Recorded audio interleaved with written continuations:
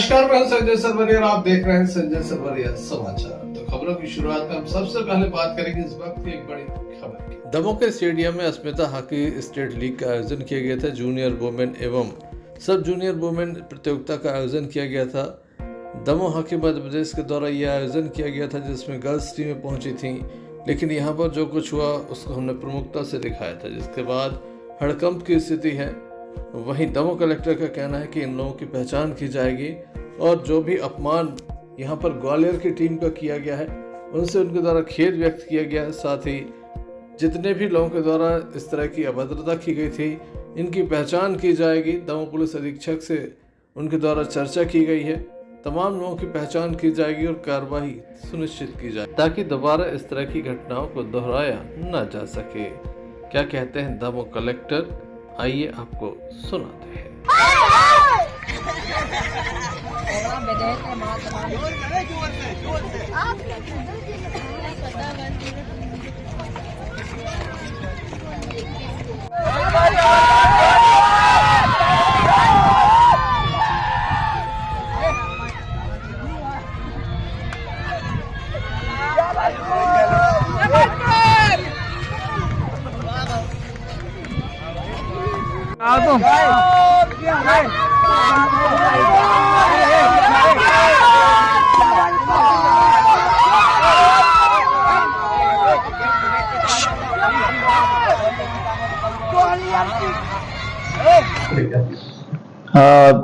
यदि ऐसा हुआ है तो सच में बहुत दुर्भाग्यपूर्ण है।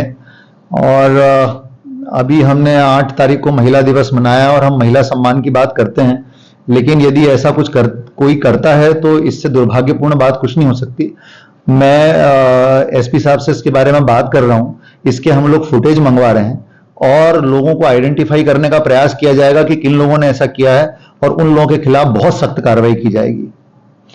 यदि ऐसी स्थिति बनी है तो यदि ग्वालियर की टीम या किसी भी टीम के साथ ऐसी स्थिति बनी है तो मुझे वाकई में बहुत खेद है और मैं उनकी टीम से के प्रति मैं खेद व्यक्त करता हूं कि यदि ऐसी स्थिति हुई है तो ये नारी सम्मान के बिल्कुल खिलाफ है और ये नहीं होना चाहिए था।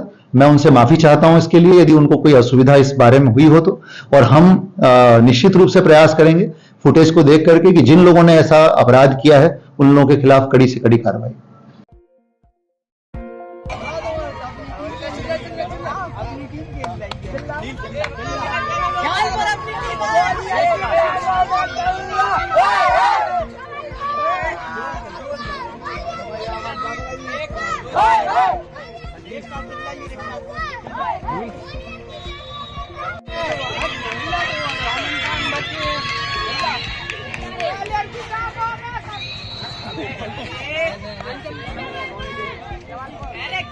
भाई मैं रोजे से हूँ, मैं बैठा हूँ।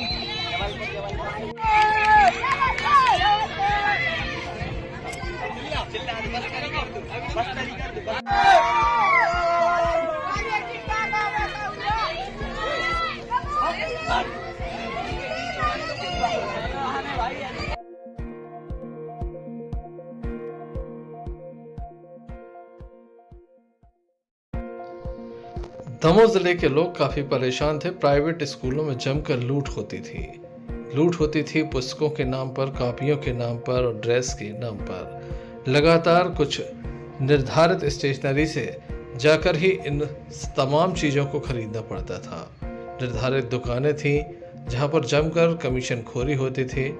दमोह कलेक्टर के द्वारा कुछ ऐसी पुस्तकों को भी पकड़ा गया था जिनके लिए बताया गया था कि इनमें जो नंबर डला हुआ है वह फर्जी है। कार्रवाई भी तय की गई थी। अब दमोह में पुस्तक एवं गणवेश मेला लगाया गया है, जहां पर अभिभावकों का मेला नजर आ रहा है। अपने बच्चों के साथ किताबें खरीदने के लिए वे पहुंच रहे हैं, गणवेश खरीद रहे हैं। हम आपको बता दें कि यहाँ पर स्टेशनरी संचालकों के द्वारा दुकानें लगाई गई हैं। काफ़ी कम कीमत पर अब लोगों को पुस्तकें एवं कापियाँ, रजिस्टर, स्टेशनरी के अन्य सामान जो है वो मिल रहा है। जो सेट पहले 5,000, 7,000 और 6,000 का आता था, लोगों को कम मुश्किल 1,000-1,200 रुपये में मिल रहा है।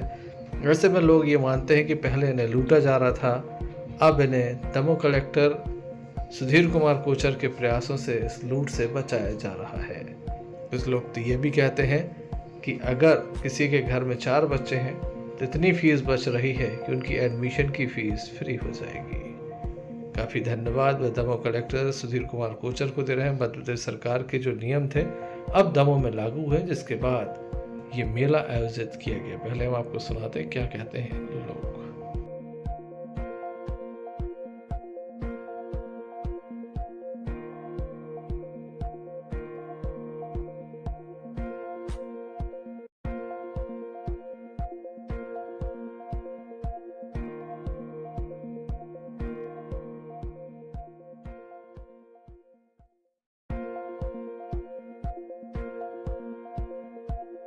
ये आप यहाँ आए थे, आज यहाँ मेला लगा हुआ है। जी जी। इससे क्या फायदा आपको समझ में आ रहा इससे है? सर हमें ये समझ में आया कि जो मैंने आज यहाँ पर लिया है सेट, तो 1200 रुपये का पड़ा पूरा। मैं कापी के और मैं कवर के और मैं रोल के और साथ में उन्होंने पेन भी दिया है। वो बाजार में खरीदते थे 200-250 रुपये की एक बुक आती थी। बच्चों को परेशानी ज़्यादा थी, बहुत महंगी मिलती थी। तो एक किताब आज ले ली, एक किताब 2 महीने बाद ले ली। यहाँ पर हमारे लिए पूरी इकट्ठी मिल गई, 1200 रुपये मिली है। मतलब बहुत अच्छा इंतजाम है और बहुत अच्छी योजना है ये। तो इसी तरह से किताबें चलानी चाहिए। योजना इसी तरीके से चले ना तो बहुत से लोगों को फायदा होगा और हम लोगों को भी जो आर्थिक स्थिति है वो भी हमारी सुधर जाएगी।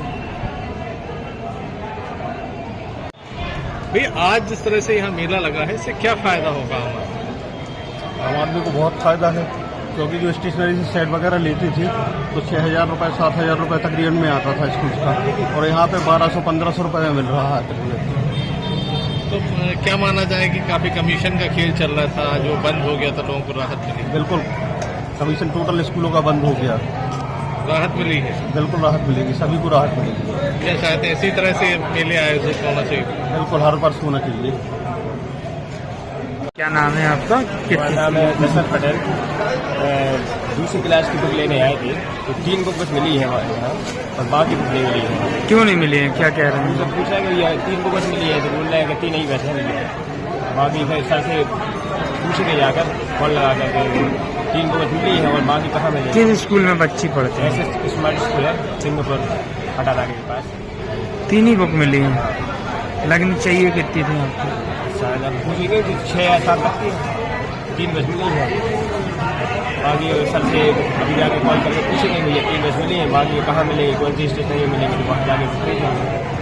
और ये आदरणीय माननीय हमारे दमोह के जो कलेक्टर महोदय जी हैं, उनके द्वारा उठाया गया एक अत्यंत, और इसको हम शब्दों में बयान नहीं कर सकते हैं, जिस हिसाब से जो प्रत्येक व्यक्ति और प्रत्येक परिजन से जो यानी कि इतना डिफरेंस, जैसे कि हमारे लिए 6th क्लास का सेट जो लगभग 890 या 95 रुपये का रजिस्टर और किताबें जिसमें हमें प्राप्त हुई, जो सेट हमें पिछले वर्ष 5th क्लास का हमने लिया था लगभग 5500-6000 के बीच में हमको पड़ा था। तो मैं इस बात के लिए कलेक्टर जी का बहुत बहुत तहे दिल से और सभी परिजन की ओर से बहुत बहुत शुक्रिया करता हूं, और आगे भी ऐसे ही कदम उनके द्वारा उठाए जाएं, इससे सभी लोग आशा करता हूँ। लगभग मैं तो ये मानता हूँ कि 90% 5,000 रुपये लगभग हमें ये फर्क पड़ा है एक क्लास में।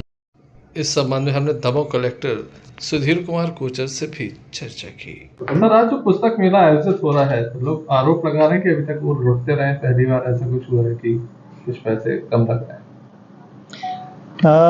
आज हमने पहला प्रयास ये किया है ज़िले में कि पुस्तक मेला, गणवेश मेला, स्टेशनरी मेला, ये तीनों हमने आज लगाने के प्रयास किए हैं। पहली बार ज़िले में ये हुआ है। 27 तारीख से 31 तारीख तक ये पूरा मेला चलेगा। सुबह शाम को 4 बजे से लेकर के रात को 9-10 बजे तक हम इसको चलाएंगे लगातार। इसमें बड़ी संख्या में पुस्तक, स्टेशनरी और यूनिफॉर्म विक्रेताओं ने इसमें भाग लिया है।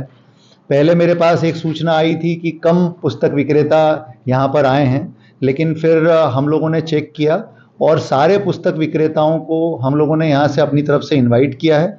सभी के लिए पर्याप्त व्यवस्था भी है, तो सभी पुस्तक विक्रेता, सभी स्टेशनरी विक्रेता यहाँ पर आएंगे। जो लोग अपनी सहमति दे रहे हैं वो सब आ रहे हैं। तो किसी प्रकार की मोनोपोली या कार्टेल बनने की कोई उम्मीद मुझे नहीं लगती है, नंबर 1। नंबर 2, यदि आज पेरेंट्स को कोई असुविधा हुई हो तो मैं उसके लिए माफ़ी चाहता हूँ, क्योंकि हमारे लिए भी ये पहला अवसर था, पहला प्रयोग था। हम आज के एक्सपीरियंस के आधार पर चीज़ों को और बेहतर करने का प्रयास करेंगे। जो किताबें यदि मान लीजिए अवेलेबल नहीं हो पा रही हैं तो उनको अवेलेबल कराने का प्रयास किया जाएगा बात करके। और ये तो अभी शुरुआत है, हम एक बार और पुस्तक मेला अभी लगाएंगे, तो किसी को ऐसी चिंता करने की ज़रूरत नहीं है। और स्कूलों को भी हमने सख्त निर्देश दिए हैं कि कोई भी स्कूल किसी भी तरीके से बच्चों को बाध्य नहीं कर सकता कि तुम 4 दिन में किताब लाओ कि 5 दिन में किताब लाओ। जब किताबें अवेलेबल होंगी तभी बच्चों को मिलेंगी और बच्चे लेकर के आएंगे। तो हम इस पर पूरी नज़र रखेंगे लगातार और कोशिश करेंगे कि अभिभावकों को बिल्कुल भी असुविधा ना हो। खुशी की बात है कि बड़ी संख्या में अभिभावक यहाँ पर आए हैं। हम पूरा प्रयास हमारा स्कूल शिक्षा विभाग का रहेगा कि उनका विश्वास बना रहे और हम इससे बेहतर व्यवस्थाएं दे सकें। सर, यहाँ पे निजी शैक्षणिक संस्थान लगातार डूबते रहे हैं। 1000 की किताबें 5000, 4000, 6000, लगातार अभिभावक परेशान था, इतना दबाव था। अब क्या इनके ऊपर कोई कार्रवाई सुनिश्चित होगी, क्योंकि इनके द्वारा जिस तरह से फोटोकॉपी करा के किताबों को बेचा गया, ये काफी गंभीर सवाल। मुझे लगता है कि जो पूरा कानून बना है वो इसी के लिए बना है कि चाहे फीस हो, चाहे किताबें हों, चाहे स्टेशनरी हो, पहली बात वाजिब दामों पर लोगों को मिले।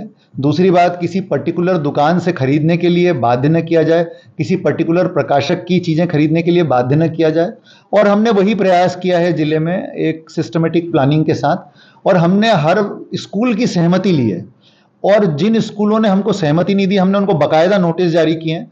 और जब तक उस बारे में कोई अंतिम निर्णय नहीं होता, कोई भी स्कूल प्राइवेट पब्लिशर की किताबें नहीं लगा सकता। हमारा सीधा कहना है कि यदि एक बड़ा स्कूल सारी एनसीईआरटी की किताबों से काम चला सकता है तो दूसरा बड़ा स्कूल क्यों नहीं चला सकता? उनको भी चलाना पड़ेगा। तो ये आप नहीं कह सकते हो कि साहब एनसीईआरटी की किताब जो है क्वालिटी अच्छी नहीं होती या वो किताबें अच्छी नहीं है। ये आपके पास कोई पैमाना नहीं है और आप और मैं कोई विशेषज्ञ नहीं है जो एनसीईआरटी की किताबों को खराब सिद्ध कर सकें, राइट? सो इसीलिए हमारा ये पूरा प्रयास होगा कि जो स्कूल इसमें शामिल नहीं हो रहे हैं उनको हमने सबको नोटिस जारी किए हुए हैं। और कोई भी माता पिता, मैं निवेदन कर रहा हूं उन स्कूलों के बारे में, चाहे सेंट जॉन्स स्कूल हो चाहे और कोई दूसरे स्कूल हो जिनके बारे में हमने अभी फाइनल नोटिफिकेशन जारी नहीं किया है, कृपा करके जल्दबाजी बिल्कुल ना करें किताबें खरीदने की।